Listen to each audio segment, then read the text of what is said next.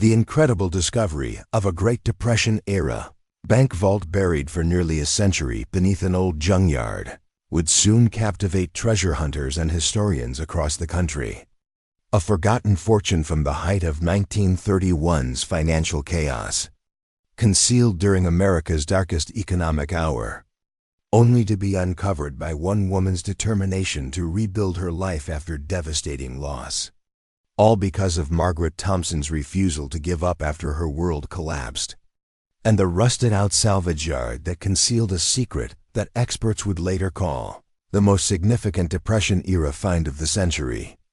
Before we jump back in, tell us where you're tuning in from, and if this story touches you, make sure you're subscribed, because tomorrow, I've saved something extra special for you. The autumn wind whistled through the towers of crushed cars as Margaret Thompson pulled her weathered pickup truck through the gates of Wilson's Salvage and Scrap for the first time. At 42, the recently widowed mother of a college-age daughter had received a certified letter 3 weeks earlier informing her that her estranged Uncle Lloyd, whom she'd met only twice in her life, had left her his junkyard business and all related holdings in this isolated, rural town almost 3 hours from her foreclosed suburban home.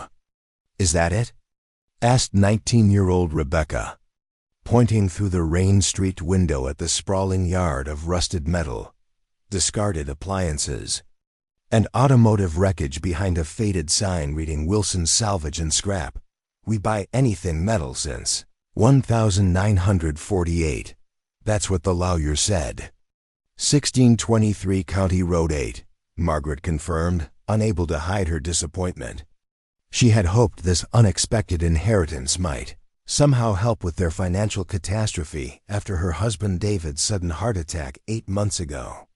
Between the medical bills he'd left behind, the failed small business they'd poured their savings into, and the ruthless creditors who'd seized their house just weeks after the funeral, they had lost everything. Instead of salvation, she faced several acres of rusting junk and a dilapidated office building that looked like it hadn't been properly maintained since the Korean War.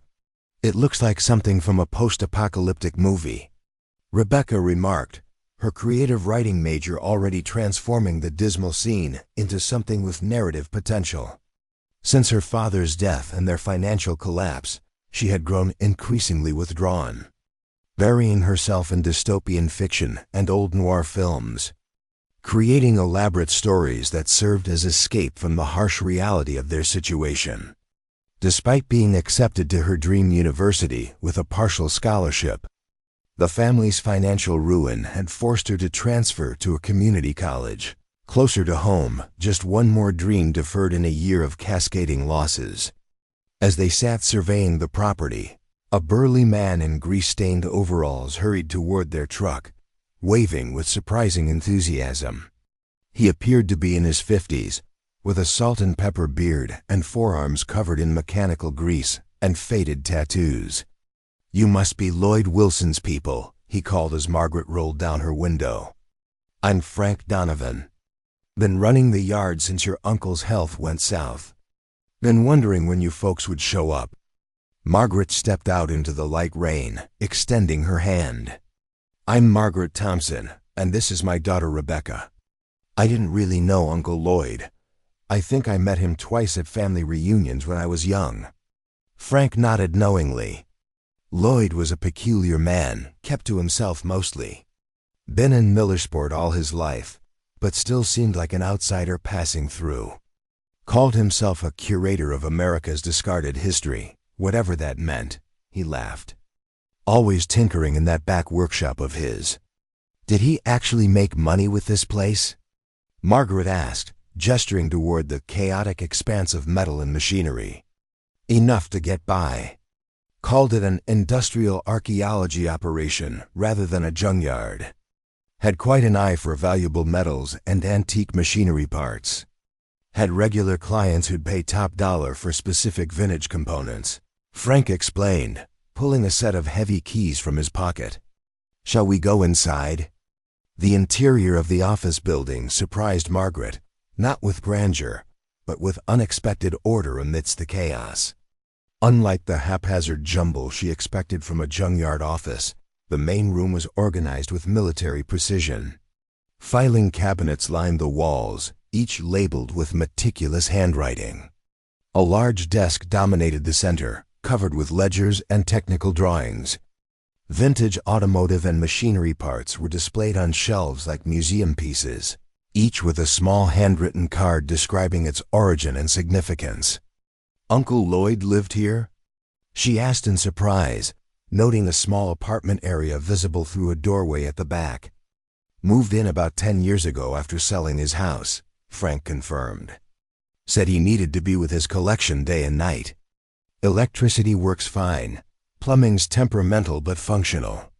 There's a small kitchenette and bathroom in the back apartment." As Frank showed them around, Rebecca wandered toward a display case containing what appeared to be vintage bank memorabilia, a tarnished brass teller's window grate, an antique ledger, and several Depression-era coins.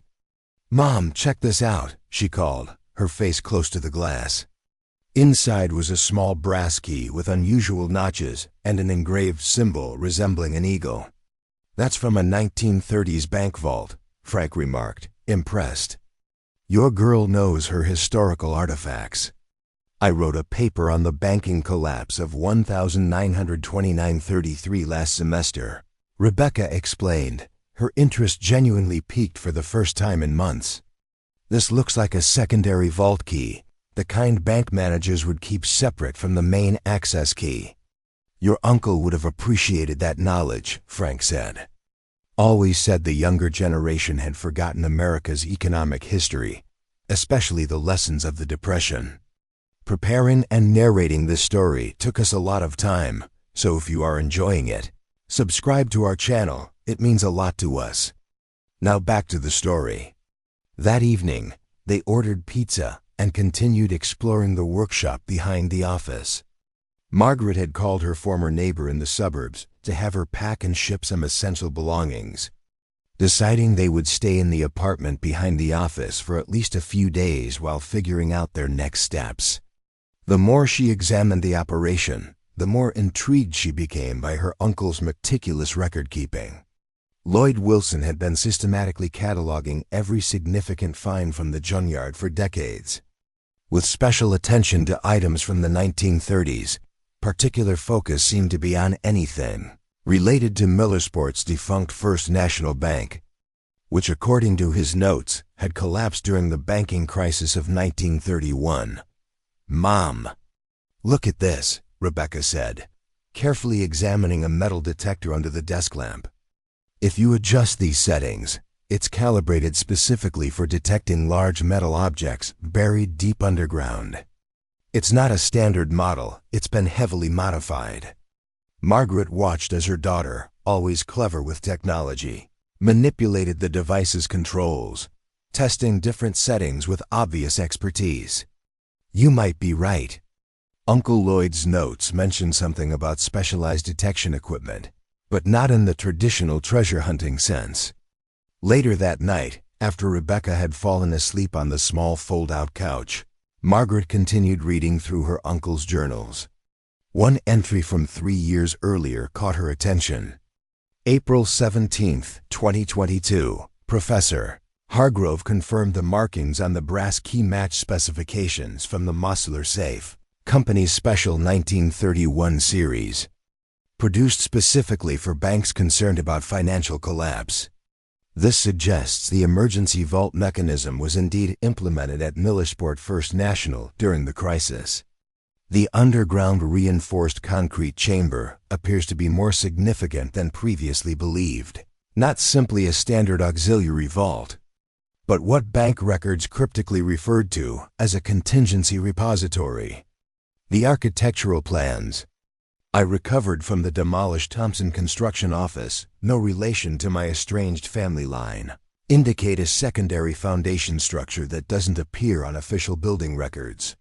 The men who designed these secret vaults took their knowledge to their graves, with only encoded building plans and specialized keys remaining as evidence. The Wilson family connection to the bank was more than coincidental. Grandfather was not merely a janitor but a trusted security position with special access. The true value lies not in the vault's rumored gold holdings, but in the disputed bearer bonds and property deeds secured during the panic. Margaret closed the journal, her mind racing. What exactly had she inherited? Was this just the elaborate fantasy of an eccentric old man, or had her uncle actually uncovered evidence of a hidden Depression-era bank vault beneath the property? And if so, what might still be inside after all these years? The next morning, Frank returned as promised, bringing coffee and fresh pastries from the bakery in town. When Margaret cautiously asked about Lloyd's research into the old Millersport Bank, Frank's typically cheerful expression grew serious. "So you found his journals?" he said, glancing toward the workshop. "I wondered if he'd leave them for you." "What do you know about this?" Margaret asked. Lloyd was obsessed with Depression-era history, particularly the banking collapse and the desperate measures local institutions took to protect assets when everything was falling apart. Frank explained. Most folks thought he was just an enthusiastic amateur historian using the Junkyard as a cover for his real passion. But there were occasionally visitors who seemed extraordinarily interested in his research. "What kind of visitors?" Margaret asked, keeping her voice low as Rebecca explored the yard's inventory. "Men in expensive suits who didn't introduce themselves properly. About 2 years ago, a pair of them offered to buy the property and all its contents for well above market value. Lloyd refused." Frank hesitated. "After that, there was a break-in. Nothing obvious was taken, but Lloyd installed better security and became even more secretive about his work." This information sent a chill through Margaret. She hadn't mentioned the journals or their contents, and now wondered if she should keep them secret, even from Frank, who seemed genuinely fond of her uncle. Later that day, while Frank minded the office, Margaret visited the Millersport County Records Office to access information about her new property. The clerk, a helpful woman in her 60s named Dorothy, seemed delighted to assist once she learned Margaret was Lloyd Wilson's niece. "Your uncle was a regular here," she explained, pulling property records. "Always researching old buildings and businesses, especially anything from the Depression era." Among the documents was something unexpected, a large architectural drawing marked Millersport First National Bank, 1930 expansion, sublevel security enhancements. The plans showed detailed specifications for an underground reinforced concrete structure. "Where did this come from?" Margaret asked, surprised to find it in her property file. "Lloyd donated it to county records last year," Dorothy explained. "Said he found it in salvage from the old Thompson construction office demolition. Interesting coincidence with your last name." "My husband's family," Margaret confirmed. "They were in construction for generations, though David never mentioned any connection to Millersport. The bank building was demolished in the 1960s, Dorothy continued. The land changed hands multiple times before being rezoned industrial. Your uncle acquired it piecemeal through several purchases in the 1980s and 90s. Margaret studied the drawings more carefully.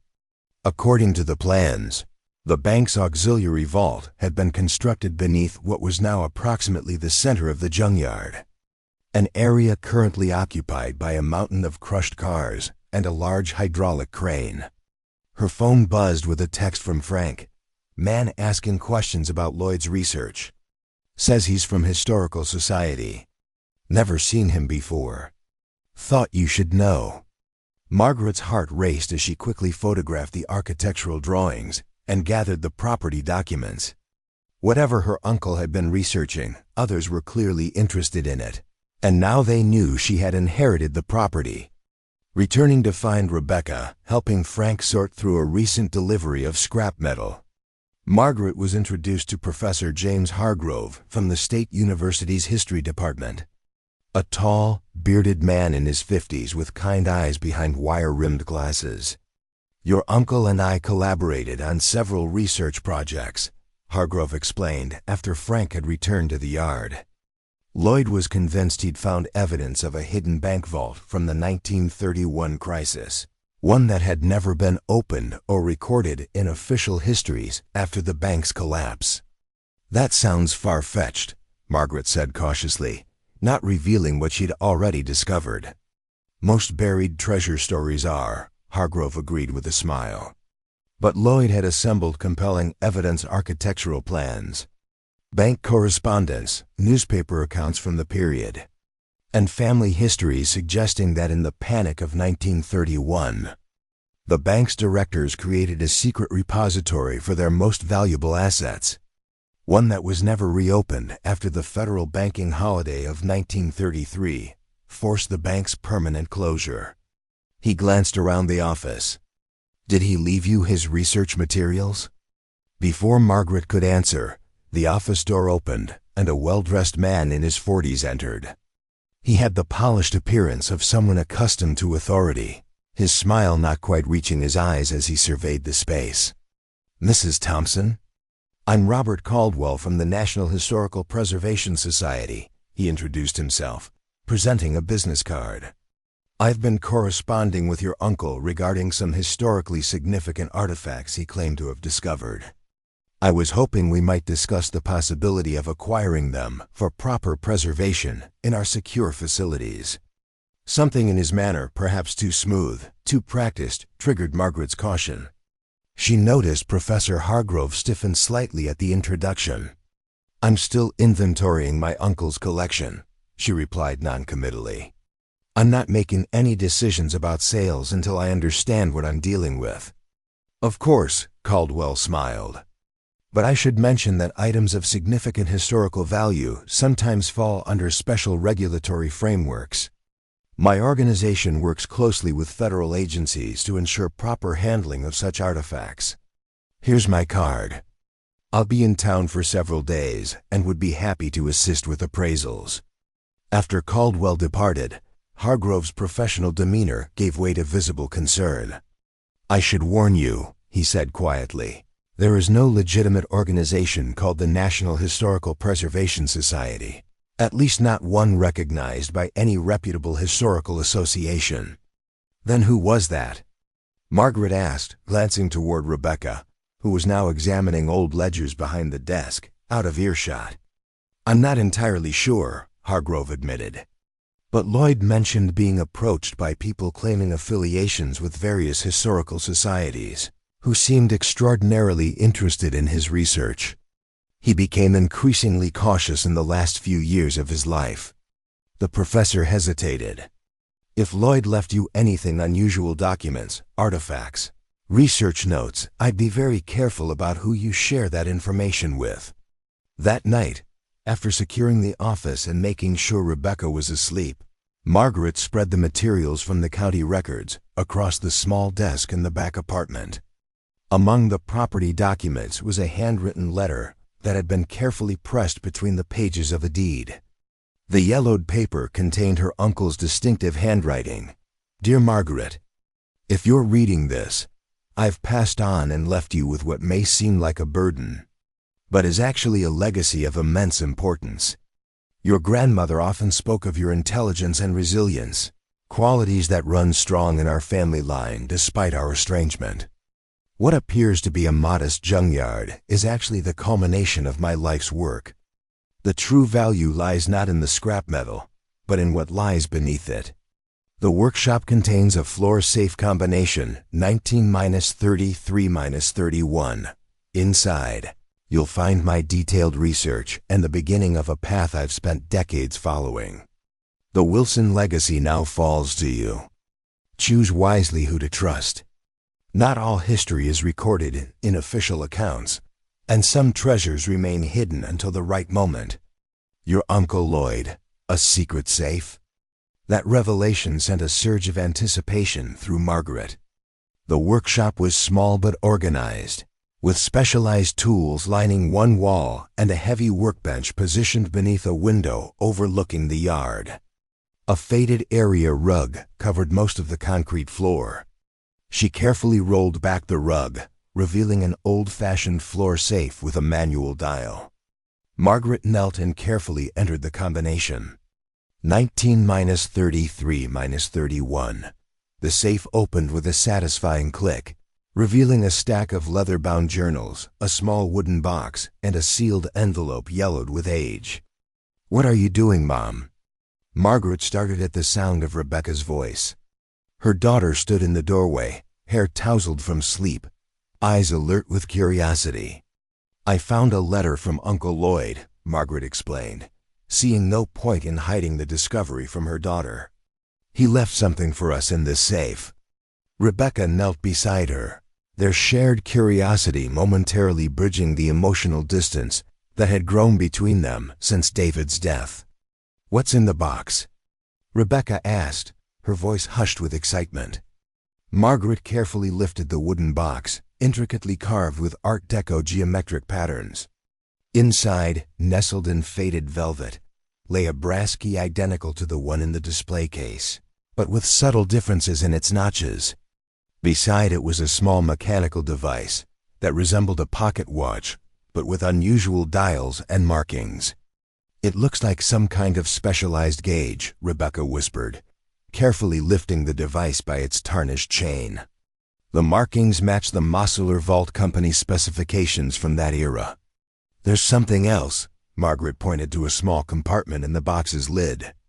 Inside was a folded blueprint, brittle with age. As Margaret carefully unfolded it, they saw it was a detailed technical drawing of an underground vault structure with measurements and specific technical notations about reinforcement and access mechanisms. "Mom, this looks exactly like the area where the crane is positioned," Rebecca said, her knowledge of architectural drawings evidently stronger than Margaret had realized. "See, these dimensions match the central clearing in the yard where all the crushed cars are stacked." Margaret picked up the most recent journal from the safe, opening to the first page. "Listen to this. May 9th, 2024. I've verified the authenticity of the Thompson. Construction documents confirming the brass keys match to Mosler's emergency access specifications. The ground-penetrating radar results are conclusive. There is indeed a massive concrete structure approximately 12 feet beneath the center yard, precisely where the architectural plans indicate. My research suggests the Millersport First National directors created a secret repository during the 1931 banking panic, converting an existing sub-basement into a secure vault for their most valuable assets and disputed property deeds. The location was chosen deliberately, with the bank president arranging for the eventual property transfer to keep it hidden after the bank's permanent closure in 1933. Repository? Emergency access? Rebecca's eyes widened with understanding. "Mom, I think Uncle Lloyd believed there's an unopened bank vault buried beneath the Junkyard. A vault that's been sealed since the Great Depression." Margaret continued reading. "Time grows short. My health is failing, and certain parties have become too interested in my research. The legacy must continue through family." The Thompson construction connection was no coincidence. They were entrusted with building what history has forgotten. That night, they ordered pizza and continued exploring the journals.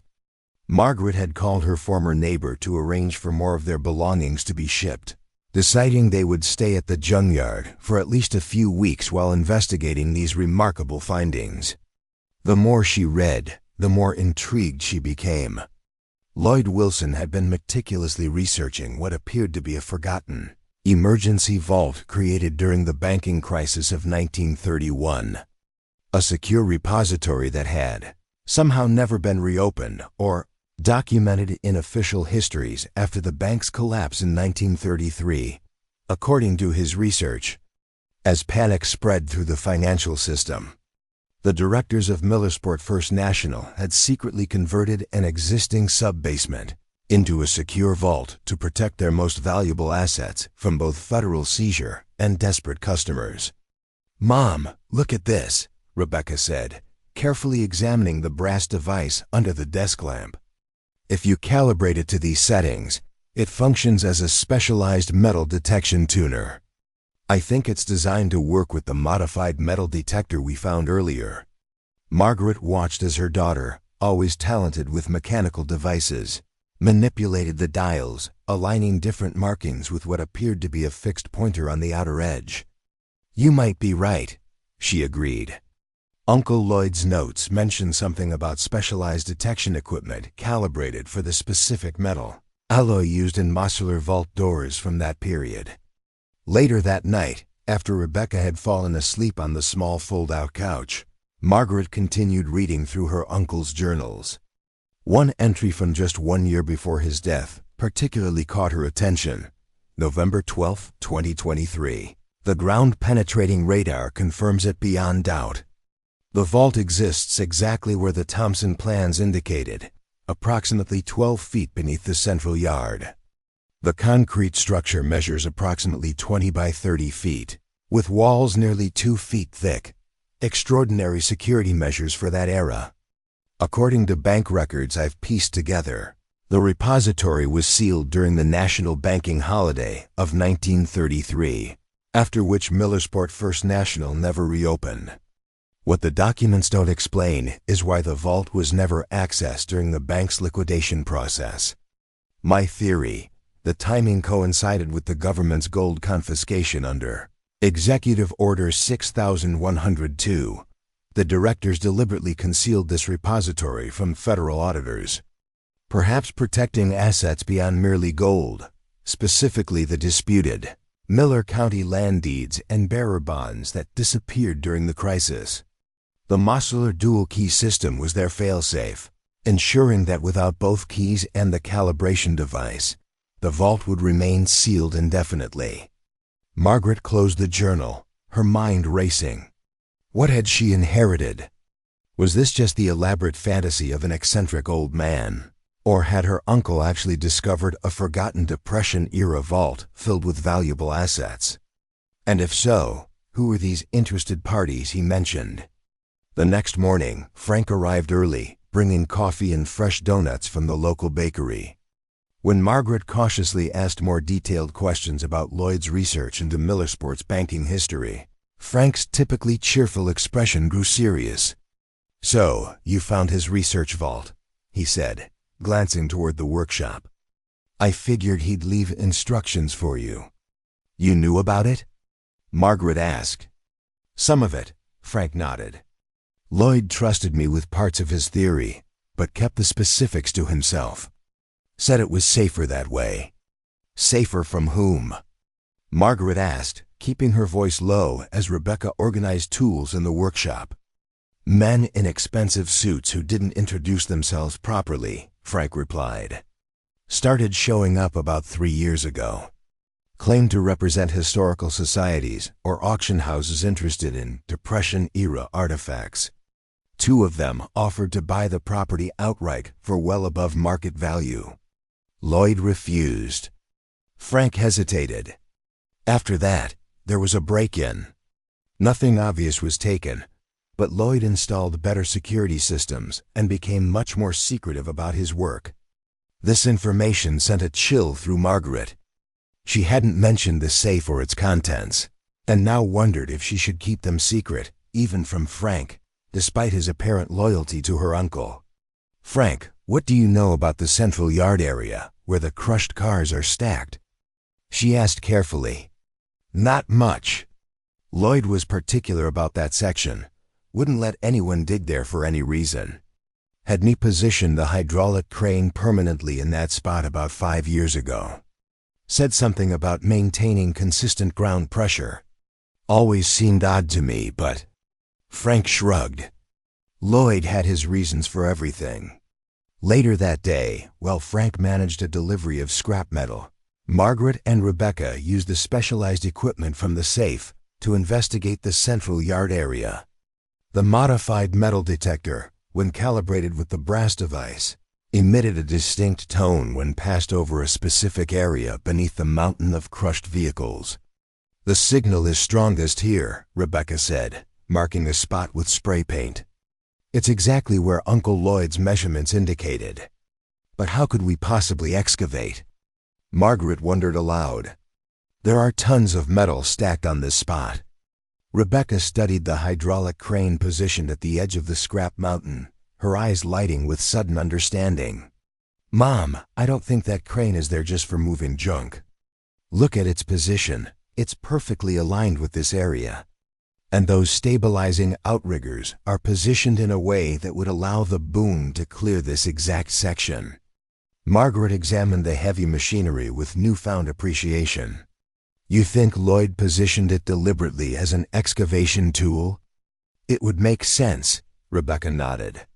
The crane could clear the area in hours instead of days of manual labor. As they were discussing the possibility, Margaret's phone buzzed with a text from Frank, man asking about Lloyd's research again. Different one this time. Says he's from State Historical Commission. Be back in 20. Margaret's heart raced. They needed to work quickly if they wanted to investigate further before more unwelcome visitors arrived. Do you know how to operate a crane? She asked her daughter. Rebecca's smile was the most genuine Margaret had seen in months. Dad taught me the basics on construction sites every summer, remember? This model isn't that different from the ones at Thompson Construction. For the first time since her husband's death, Margaret felt a surge of gratitude for the practical skills David had insisted on teaching their daughter. Despite Margaret's concerns about construction sites being no place for a girl, Rebecca had always been her father's daughter, absorbing his technical knowledge like a sponge. Within 30 minutes, Rebecca had the crane operational, carefully moving stacks of crushed cars away from the marked area. Margaret watched with growing pride and amazement as her daughter handled the heavy machinery with surprising skill, creating a clearing approximately 20 feet square. That's all I can safely move for now, Rebecca called down from the operator's cabin. The rest would require repositioning the outriggers, which is a two-person job. The newly cleared area revealed nothing special to the naked eye, just packed dirt and gravel like the rest of the yard. But when they passed the calibrated detector over it again, the signal was even stronger. There's definitely something large and metallic about 10 to 12 feet down, Rebecca confirmed, studying the detector's readings. Something made of the same material as a Mosler vault door. Professor Hargrove arrived just as Frank returned to the yard, the historian's excitement palpable when he saw the cleared area. "You found it?" he asked, hurrying across the yard. "We think so," Margaret confirmed, showing him the detector readings. "But actually accessing it would require serious excavation equipment." Hargrove nodded thoughtfully. "I may be able to help with that.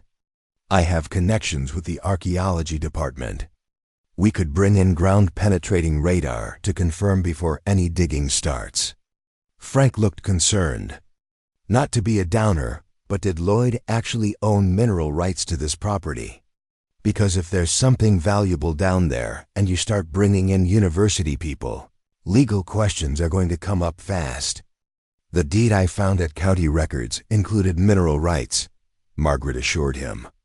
"And Professor Hargrove has already agreed that anything we find will be properly documented before decisions are made about ownership or historical preservation."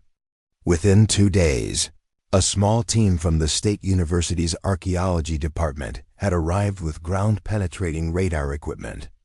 The results confirmed Lloyd Wilson's research beyond any doubt. Approximately 12 feet beneath the central yard was a massive concrete structure with what appeared to be a metal door on its eastern face. "It's exactly where the blueprints indicated," Professor Hargrove marveled, studying the radar imagery. "And the dimensions match precisely. This is extraordinary, a completely undocumented Depression-era bank vault that's remained sealed for over 90 years. So what now?" Margaret asked, both excited and overwhelmed by the confirmation. "Now we bring in the heavy equipment," Hargrove replied. "My department chair has approved an emergency excavation grant. We can have a professional team here by the weekend." That evening, as Margaret and Rebecca reviewed the radar images in the apartment, a black SUV pulled into the yard. Margaret watched through the window as Robert Caldwell emerged, accompanied by two other men in dark suits. "Mrs. Thompson," he called, approaching the office. "I understand there's been some activity on the property. I'd like to discuss recent developments." Margaret met them at the door, deliberately blocking entrance to the office. "Mr. Caldwell, as I mentioned before, I'm still assessing my uncle's estate. I'm not prepared to discuss any specific items at this time." Caldwell's practiced smile didn't reach his eyes. "I should mention that our organization has been tracking your uncle's research for some time.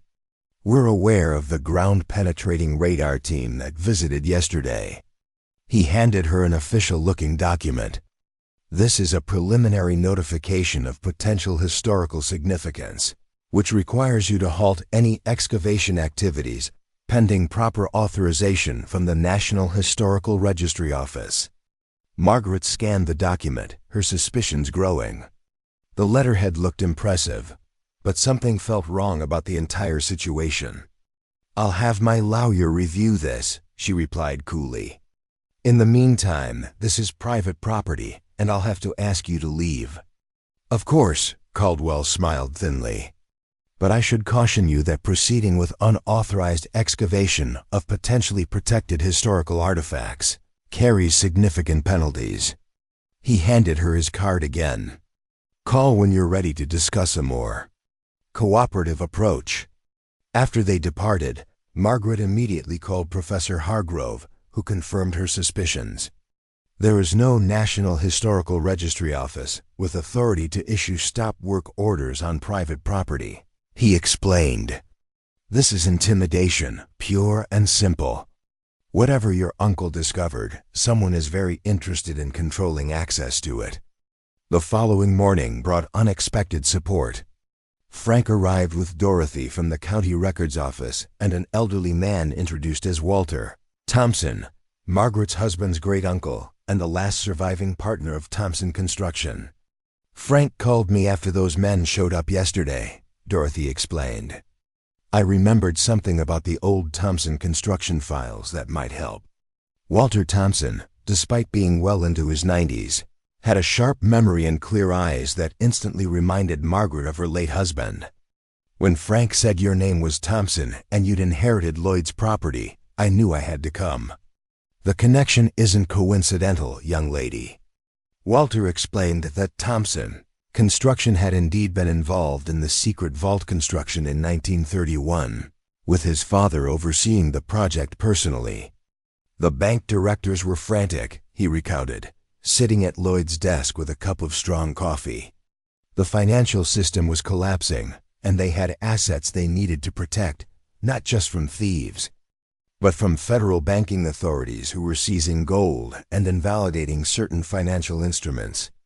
They converted an existing basement into what they called a contingency repository, designed to be virtually impenetrable without specialized knowledge." "But why was it never opened after the crisis passed?" Rebecca asked. "Because the crisis never truly passed for Millersport First National," Walter explained. "The bank never reopened after the 1933 banking holiday. The president and two directors died within months of each other, heart attacks, officially, though rumors suggested otherwise. The remaining director, Joseph Wilson, arranged for the property to be rezoned and eventually sold off in parcels." The old man's eyes twinkled. "Joseph Wilson was Lloyd's grandfather. So the property stayed in the family deliberately," Margaret realized, "to protect whatever's in the vault." Walter nodded. "And Thompson Construction kept a copy of the plans as insurance. When the company wound down operations in the 1980s, my father made sure those plans disappeared from official records." "But why would Uncle Lloyd reach out to Margaret?" Rebecca wondered. They barely knew each other. Walter studied Margaret thoughtfully. "Because the Thompsons and Wilsons were the two families entrusted with protecting the repository. Your marriage to David Thompson reunited the bloodlines after generations of separation. Lloyd must have seen that as significant. Armed with Walter's knowledge and additional blueprints he had kept hidden for decades, the excavation plan advanced rapidly.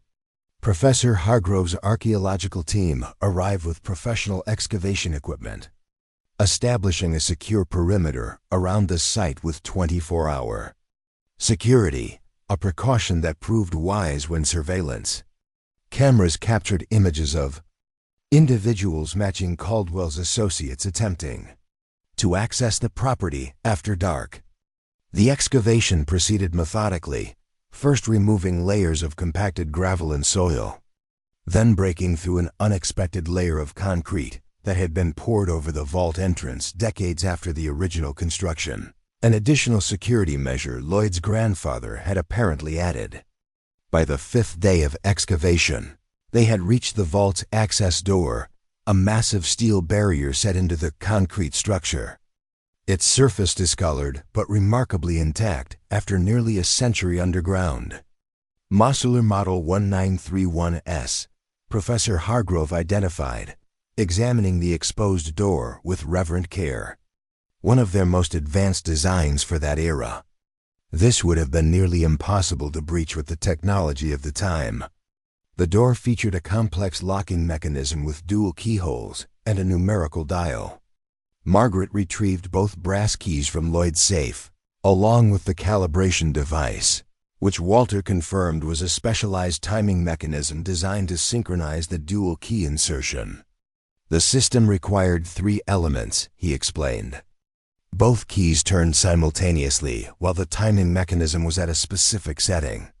Miss any element, and the locks would permanently seize. The bank directors were taking no chances with unauthorized access.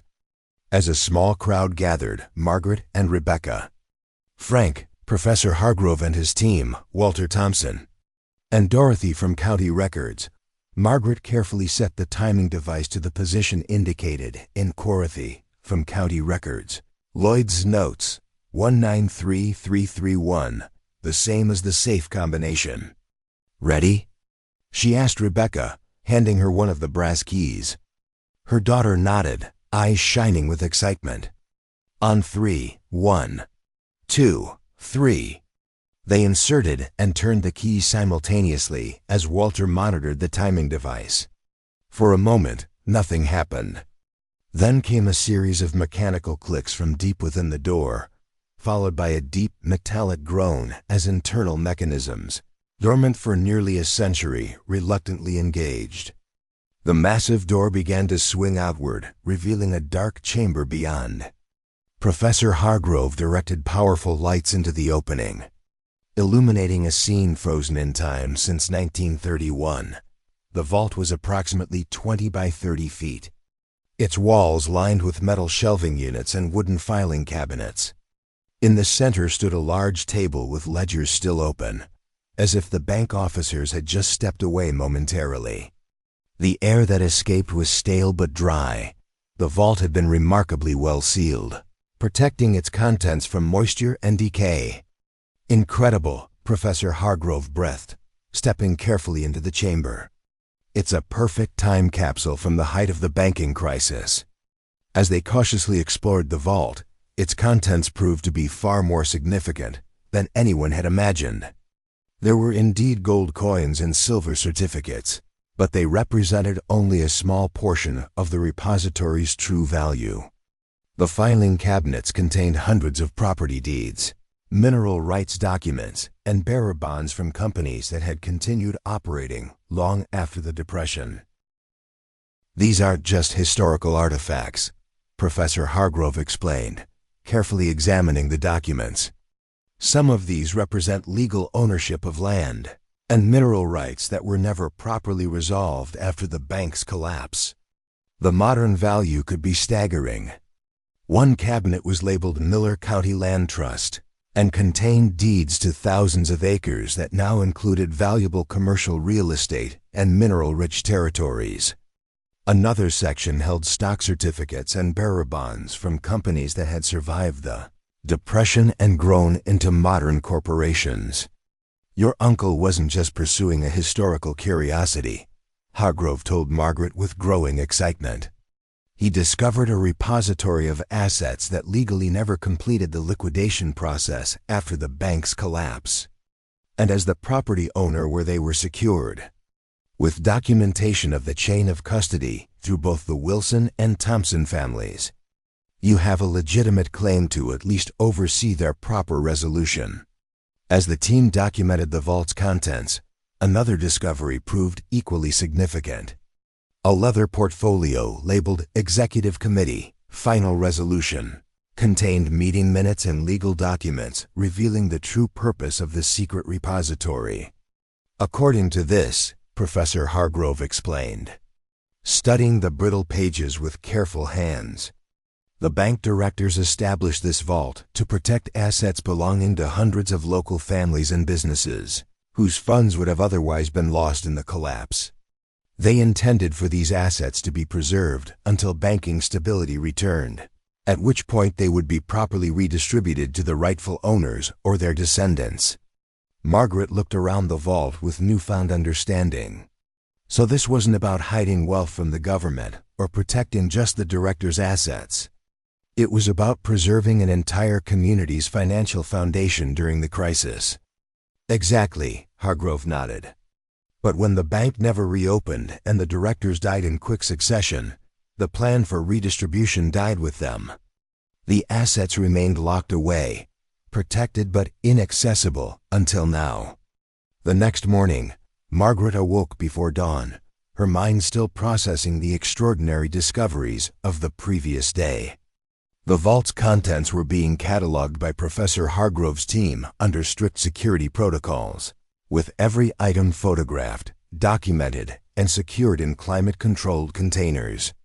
But beyond the physical artifacts lay profound questions about responsibility and legacy that kept her from sleep. She found Rebecca already awake in the kitchenette, sketching detailed diagrams of the vault's layout and contents. Couldn't sleep either? Margaret asked, pouring coffee from the pot Rebecca had already brewed. Too much to think about, her daughter replied, looking up from her work. Do you realize what this means, Mom? These aren't just historical artifacts, they're active, financial instruments and property deeds that never went through proper liquidation or redistribution. The legal implications are enormous. Margaret nodded, impressed once again by her daughter's insight. In the months since David's death, Rebecca had withdrawn so completely that Margaret had forgotten how sharp her mind was, how quickly she could analyze complex situations. Professor Hargrove estimates the total value could exceed $50 million. Rebecca continued, possibly much more depending on how the mineral rights are valued in today's market. But that's not even the most important part. What is? Margaret asked, sitting across from her daughter. Rebecca pushed forward a document they'd found in the vault. A handwritten covenant signed by all 4 bank directors in 1931. This makes clear their intent was never to hide these assets for personal gain. They were protecting them for the community, creating a trust that would preserve Millersport's economic foundation through the crisis. They were heroes, Mom, not criminals. The realization struck Margaret with unexpected force. In their own way, those Depression-era bankers had done exactly what her late husband had always tried to do through his construction company: build something that strengthened the community, that helped ordinary people weather difficult times. The parallel seemed too significant to be coincidental. Their contemplation was interrupted by Frank's arrival, earlier than usual and visibly agitated. "We've got trouble," he announced without preamble. Caldwell's back with what looks like actual government officials this time, FBI or Treasury, hard to tell. "They've got some kind of court order." Margaret hurried to the window, seeing 3 black SUVs parked at the yard entrance. Robert Caldwell stood conversing with several men in suits, one holding a document folder. "Call Professor Hargrove," Margaret instructed Rebecca. "And Walter Thompson. We need them here immediately." As Rebecca made the calls, Margaret reviewed the vault documentation again, focusing on the legal language in the director's covenant. Something about it nagged at her, a clause specifying that the assets were being held in protected trust for the rightful claimants and their heirs in perpetuity. independent of any subsequent governmental directive or financial reorganization. By the time she met Caldwell and his associates at the yard entrance, Professor Hargrove had arrived, along with a woman he introduced as Catherine Payton, an attorney specializing in historical property rights. "Mrs. Thompson," Caldwell began with the same practiced smile, "this is Agent Lewis from the Treasury Department's Unclaimed Assets Division. We've secured an emergency inspection order for the underground structure on your property, given its potential classification as abandoned bank assets under federal jurisdiction." The agent presented the court order, which Attorney Payton immediately reviewed with a critical eye. "This order authorizes inspection only," she noted, "not seizure or removal of any materials. Additionally, it specifically acknowledges the property owner's right to oversight and documentation of all proceedings." Agent Lewis nodded stiffly. "We're simply here to assess the situation and ensure proper protocols are followed for historically significant banking assets." "Of course," Margaret replied with forced calm. "Professor Hargrove's team has already established proper archaeological protocols and documentation procedures. You're welcome to observe, but all items remain under our supervision until legal ownership is properly determined." As they walked toward the excavation site, Caldwell fell into step beside Margaret. "I want to be clear about something, Mrs. Thompson," he said quietly. "The organization I represent has significant interest in certain documents believed to be in that vault, specifically the Miller County land deeds and associated mineral rights. We're prepared to make a very generous offer to acquire those specific items, separate from any federal proceedings." "And what organization would that actually be?" Margaret asked bluntly. "Because we both know it's not any legitimate historical society." Caldwell's smile tightened. "Let's just say I represent private interests with historical claims to those particular assets.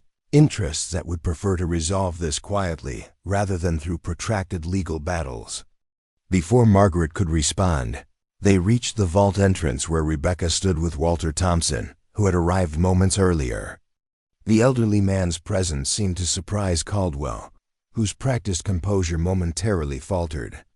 "Mr. Thompson," he acknowledged with a slight nod. "I wasn't aware you were still alive. Disappointed, are you?" Walter replied with remarkable sharpness for his age. "I imagine your employers would prefer all witnesses to the original arrangement were gone by now." The comment hung in the air, laden with implications Margaret didn't yet understand. Before she could question it, Agent Lewis and his team began their inspection of the vault, meticulously photographing and noting each section of the repository and its contents. While the federal agents worked, Walter drew Margaret and Rebecca aside, his voice low and urgent. "That man Caldwell, I recognized the type. Back in the 1960s, similar men approached my father about lost bank records from Millersport First National. They were particularly interested in the Miller County properties." "What's so special about those deeds?" Margaret asked. "Miller County was considered worthless backcountry in the 1930s, Walter explained. But geological surveys in the 1950s discovered significant natural gas deposits throughout the region. By then, ownership was hopelessly muddled due to the bank's collapse and incomplete liquidation. Multiple corporations have tried to establish clear title over the decades, but without the original deeds and mineral rights documents, they've been unsuccessful. And now those documents are sitting in our vault," Rebecca realized. Walter nodded grimly. "Worth billions in today's energy market. Caldwell likely represents one of the energy conglomerates that's been trying to secure those rights for generations." The inspection continued for hours, with Caldwell paying particular attention to the cabinet containing the Miller County documents. By late afternoon, Agent Lewis concluded the official examination, confirming that all items would remain secured on-site pending further legal determination of ownership. "My team will file a complete report," he informed Margaret. "Until then, nothing is to be removed from the vault, and security must be maintained at all times." We'll be posting federal agents to ensure compliance." After the Treasury officials departed, Caldwell lingered, approaching Margaret with a final proposition. "My principals are prepared to offer $20 million for the Miller County portfolio alone," he stated plainly. "Clean, simple, no questions asked. Otherwise, you're looking at years of legal battles before you see a penny from any of this. The government has ways of tying up abandoned bank assets indefinitely." "I'll need time to consider all options," Margaret replied noncommittally. "This isn't just about money." "It never is," Caldwell smiled thinly. "But in my experience, it usually comes down to money in the end. Call me when you're ready to be reasonable." After his departure, Margaret gathered her growing team of advisors in the office: Professor Hargrove, Attorney Peyton, Walter Thompson, Frank, and Rebecca. The situation had expanded far beyond a simple inheritance. They were now custodians of what was quickly becoming one of the most significant Depression-era discoveries in American history. "We need to understand exactly what we're dealing with," Margaret began, addressing the group. "Not just the financial value, but the historical significance and legal implications." Attorney Peyton outlined their position. "The unique circumstances of this discovery create a complicated legal scenario. The assets were never properly liquidated during the bank's closure, and the director's covenant established a clear trust intention. Additionally, the continuous family custody through the Wilson and Thompson lines provides a strong claim for stewardship rights. But the federal government will still assert jurisdiction over abandoned banking assets," Professor Hargrove noted. "Not necessarily abandoned," Walter countered. "The director's covenant specifically structured this as a private trust, independent of the banking institution itself. That's why they created the dual family stewardship arrangement between the Wilsons and Thompsons." As they debated legal strategies, Rebecca had been quietly reviewing the bank director's personal journals found in the vault. Suddenly, she looked up with widened eyes. "Mom, listen to this," she said, reading from a leather-bound volume. "April 17, 1931. We have sealed our resolution today. The repository shall protect not only financial instruments but the documentation of ownership rights that form the foundation of our community. Should the federal system recover, these shall be restored through proper channels. Should it fail entirely, as many now fear, these documents shall provide the legal foundation for our community to rebuild independently. We are not hoarders but stewards, preserving what others would sacrifice for temporary salvation." The journal entry shifted everyone's understanding of the vault's purpose. This wasn't simply a desperate measure to hide assets during a crisis. It was a visionary attempt to preserve the economic sovereignty of an entire community against what the directors feared might be a complete collapse of the American financial system. They were creating a financial lifeboat, Professor Hargrove realized.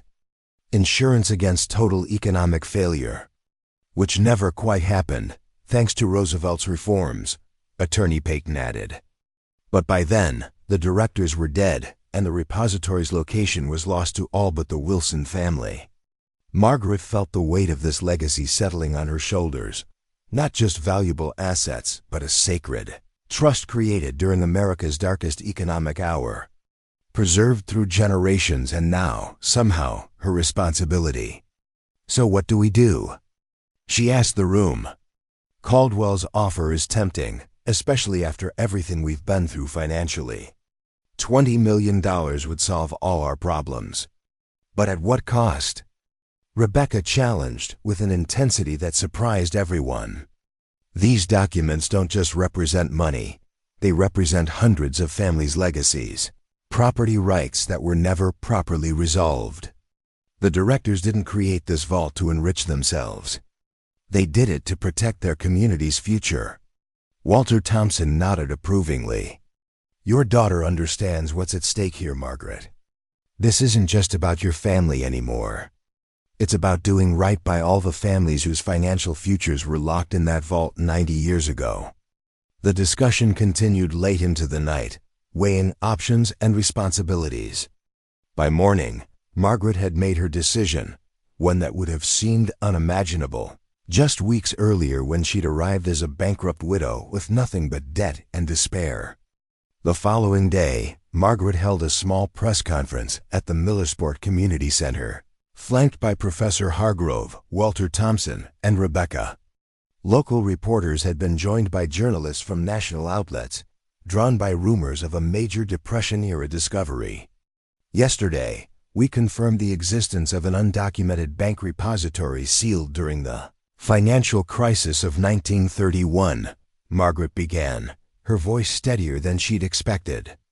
This vault contains financial instruments, property deeds, and legal documents with an estimated modern value exceeding $50 million. Cameras flashed and reporters leaned forward eagerly as she continued.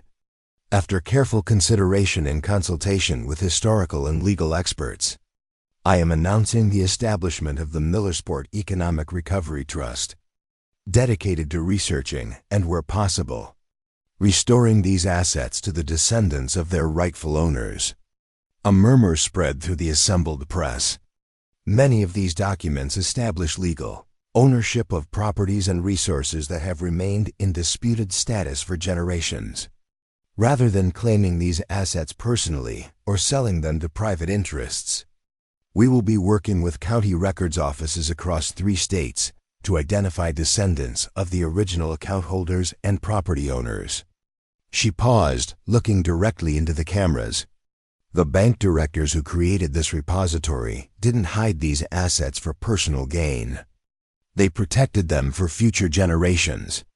We intend to honor that purpose. Professor Hargrove stepped forward to explain the historical significance, followed by Attorney Payton, who outlined the legal framework for the trust. What Margaret didn't mention publicly was the private meeting she'd had that morning with Agent Lewis, who had revealed that Robert Caldwell was connected to Eastern Natural Resources, a corporation that had been attempting to secure the Miller County mineral rights for decades through increasingly questionable means. The press conference generated national headlines. Depression-era vault discovered intact after 90 years. Lost bank assets worth millions found in Junkyard, and widow inherits fortune. Vows to return it to rightful owners. Within days, the Junkyard had been transformed. Security fencing surrounded the property, with professional guards monitoring access. Teams of historians, archivists, and legal researchers worked methodically through the vault's contents, creating a comprehensive database of assets and potential claimants. The Miller County documents alone identified over 300 original property owners whose descendants might have valid claims to valuable energy resources. Eastern Natural Resources attempted legal intervention, filing motions claiming prior interest in the Miller County properties. But their efforts were undermined when Treasury Department investigations revealed decades of questionable practices in their attempts to secure those rights. For Margaret and Rebecca, life changed in ways they couldn't have imagined. The trust established Margaret as its executive director with a reasonable salary, not the millions she might have claimed personally, but enough to provide financial security and purpose. Rebecca accepted a position as the trust's historical research coordinator, deferring her return to college to help manage the massive project of connecting historical assets with modern descendants. 1 month after the discovery, as teams continued cataloging the vault's contents, Margaret found Rebecca sitting alone in the vault late one evening, studying a leather portfolio of family photographs that had been stored alongside financial documents. These were people, not just account numbers, Rebecca said as her mother joined her. Look at their faces, so much hope and worry, just trying to survive the worst economic disaster they'd ever known. Margaret studied the faded photographs, families standing proudly before modest homes, farmers with their equipment, small business owners in front of storefronts. Each image represented someone whose financial future had been sealed in this underground chamber for almost a century. I understand now why Dad was so passionate about his work, Rebecca continued softly. It wasn't just about construction or making money. It was about building something that mattered, something that helped people. Margaret felt tears welling in her eyes. In the months since David's death, this was the first time Rebecca had spoken about him without anger or grief overwhelming her voice.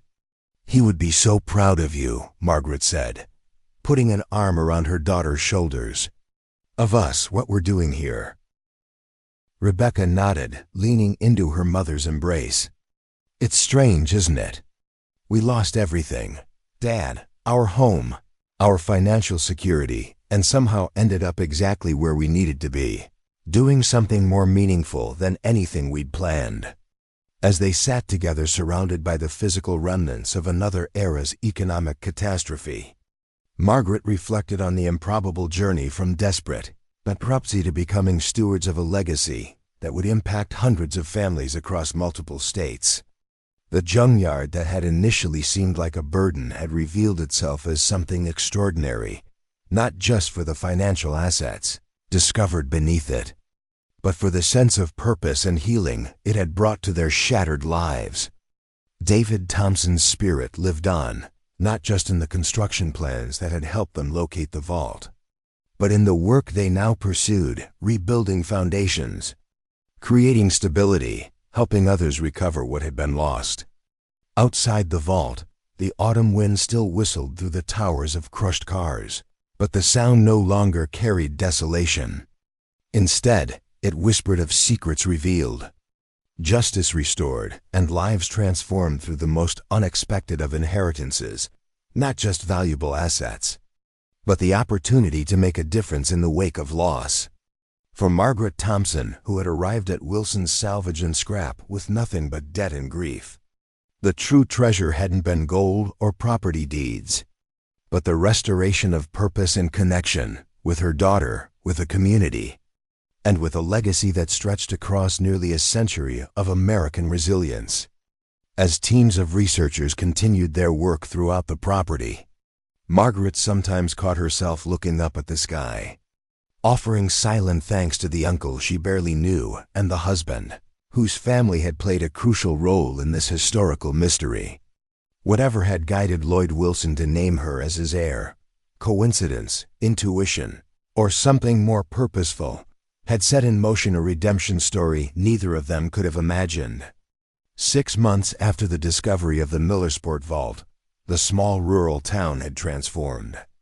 What had once been a forgotten backwater struggling with decades of economic decline was now buzzing with activity. The Millersport Economic Recovery Trust headquarters occupied a renovated downtown building that had stood vacant for years, bringing jobs and purpose to a community that had almost lost hope.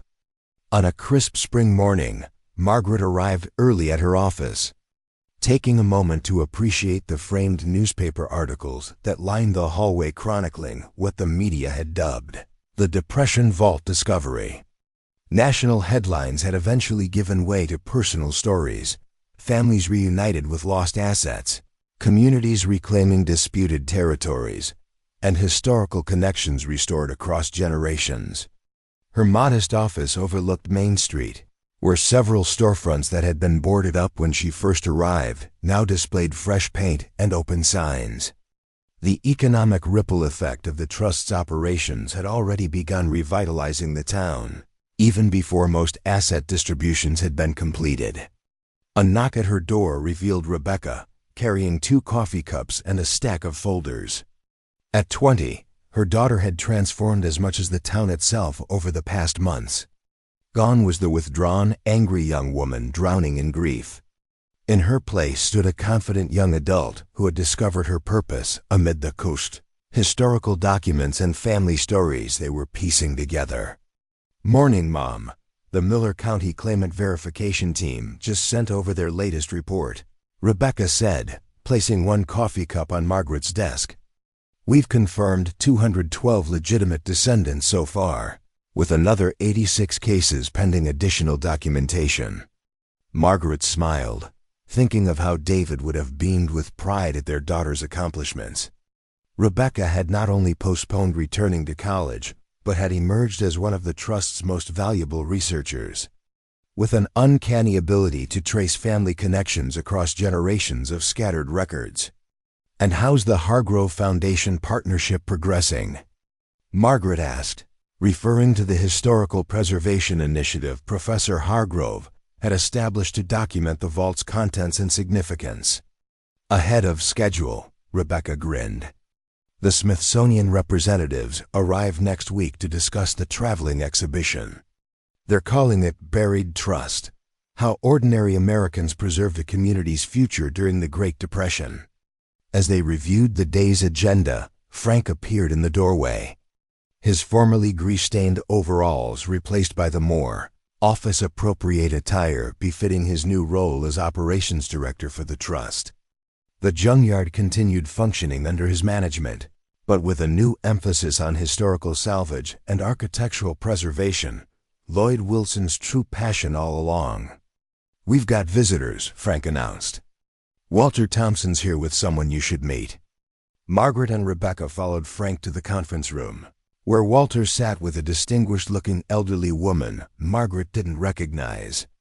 Despite being 96, Walter had become one of the Trust's most tireless advocates. His first-hand knowledge of Thompson Construction's Depression-era operations proving invaluable for authenticating historical claims. "Margaret, Rebecca," Walter called warmly, "I'd like you to meet Eleanor Wilson Blackwood, Lloyd's sister and your great-aunt." Margaret froze in surprise. She had known Lloyd had siblings, but had been told they were all deceased. The elegant woman rising to greet her had Lloyd's penetrating eyes, but carried herself with a formal dignity her brother had never displayed. "Mrs. Thompson," Eleanor acknowledged with a slight nod, "I've been following your work with great interest. It appears my brother chose his heir wisely after all." There was something in her tone, not quite approval, not quite criticism, that made Margaret instantly wary. "I was told all of Lloyd's siblings had passed away," she said carefully. "A convenient fiction," Eleanor replied, seating herself with remarkable grace for someone well into her 90s. "Lloyd and I had philosophical differences about how the Wilson legacy should be managed. We hadn't spoken in over 30 years. Walter Thompson cleared his throat uncomfortably. "Eleanor reached out to me last month after the Treasury Department's final ruling on the vault's legal status. She has information that may be significant to our ongoing work." Eleanor opened an expensive leather portfolio, removing a stack of documents with the precision of someone accustomed to boardroom presentations rather than junkyard operations.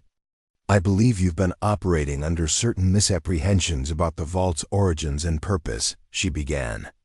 "While my brother's research was thorough, it was incomplete." Over the next hour, Eleanor revealed a family history far more complex than Lloyd's journals had suggested. The Wilsons had not been simple caretakers who happened to inherit knowledge of the vault. They had been one of Millersport's founding families, with Joseph Wilson serving as the bank's chairman during the 1931 crisis. The repository wasn't just a desperate measure during the banking collapse, Eleanor explained, presenting faded photographs of bank directors and community leaders gathered around architectural plans. It was the culmination of a vision my grandfather had been developing since the financial panic of 1907. He believed American banking was fundamentally unstable and communities needed independent safeguards against systemic collapse. The documents she presented included private correspondence between Joseph Wilson and prominent financial reformers of the era, outlining theories about local economic resilience that had been decades ahead of their time. "So the vault was deliberately planned long before the Depression?" Professor Hargrove asked, having joined the meeting midway. "Precisely," Eleanor confirmed. "The 1931 crisis simply accelerated implementation of contingency plans already in development.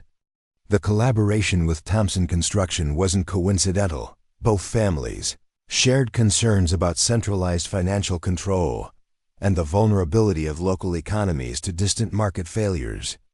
As the meeting continued, Margaret found herself reassessing everything they thought they knew about the vault and its purpose.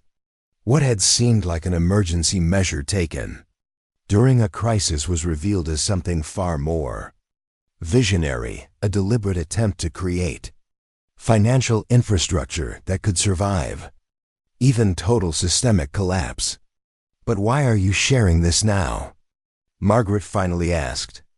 "If you've known about this all along, why wait until we've already established the trust and begun asset distribution?" Eleanor studied Margaret with calculating eyes before answering.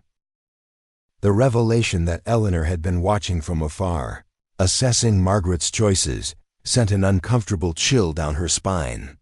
Yet something didn't add up. "You said you hadn't spoken to Lloyd in 30 years. Rebecca interjected, her analytical mind catching the inconsistency. "How did you know he'd chosen my mother as his heir?" A faint smile crossed Eleanor's face, the first genuine emotion she'd displayed. "Perceptive, just like your father. The Thompsons always did have sharp minds." She turned to Walter. "She has David's insight, doesn't she?" Walter nodded solemnly.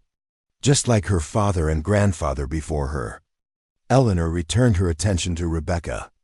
"Lloyd and I maintain certain channels of communication through trusted intermediaries, despite our personal estrangement. The Wilson-Thompson connection has always been the foundation of our shared purpose, even when individual family members disagreed on methods." The implication stunned Margaret. "Are you saying Lloyd's decision to leave me the property wasn't random? That my marriage to David Thompson was somehow expected?" "Not expected, perhaps, but certainly significant," Eleanor replied.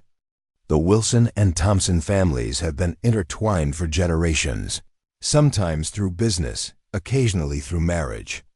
When you married David, certain possibilities opened that Lloyd recognized, even if you did not." The conference room fell silent as everyone processed the implications. What had seemed like coincidence, an estranged uncle's unexpected bequest. The connection between Margaret's married name and the construction company that built the vault. Even Rebecca's intuitive understanding of the vault's mechanical systems now appeared as links in a chain, stretching back nearly a century. "There's more," Eleanor continued after allowing the moment to settle. "The Millersport vault wasn't unique. There were 7 such repositories constructed across the Midwest between 1928 and 1932. Each protected by paired families following my grandfather's model."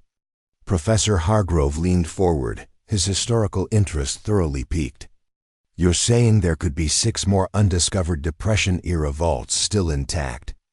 "Not undiscovered," Eleanor corrected. "Protected. 3 have been quietly liquidated and distributed over the decades as their communities needed economic revitalization. 2 were compromised during the 1970s by corporate interests similar to Eastern Natural Resources. The last, besides Millersport, remains secure in Nebraska under circumstances similar to ours." She removed a final document from her portfolio, a handwritten letter with 7 signatures at the bottom. "This is the original covenant between the founding families of what was called the Preservation Network. My grandfather's vision wasn't just to protect assets during a crisis, but to create a sustainable model for community economic resilience outside the control of either government regulation or corporate exploitation." As Margaret read the covenant, its language resonated deeply with the trust structure she had independently established months earlier, emphasis on community benefit over individual gain, stewardship over ownership, sustainable development over immediate profit.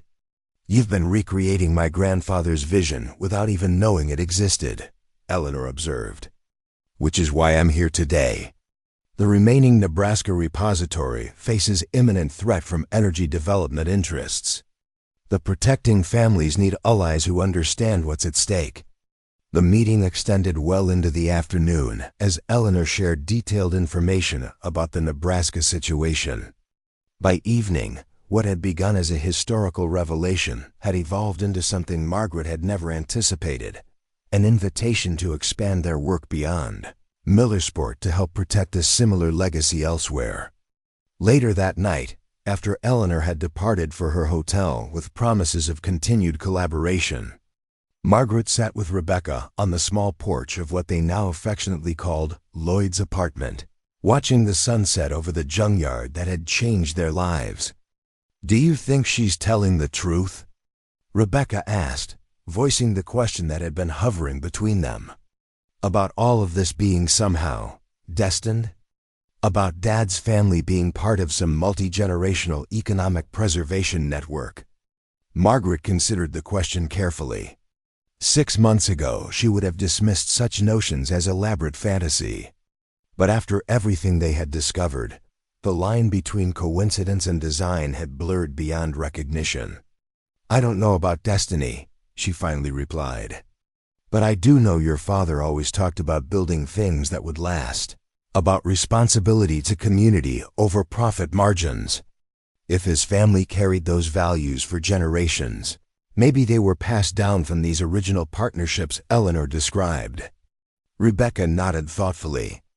"It's strange to think Dad might have been part of something so much bigger than he knew. That his values weren't just personal, but part of a legacy.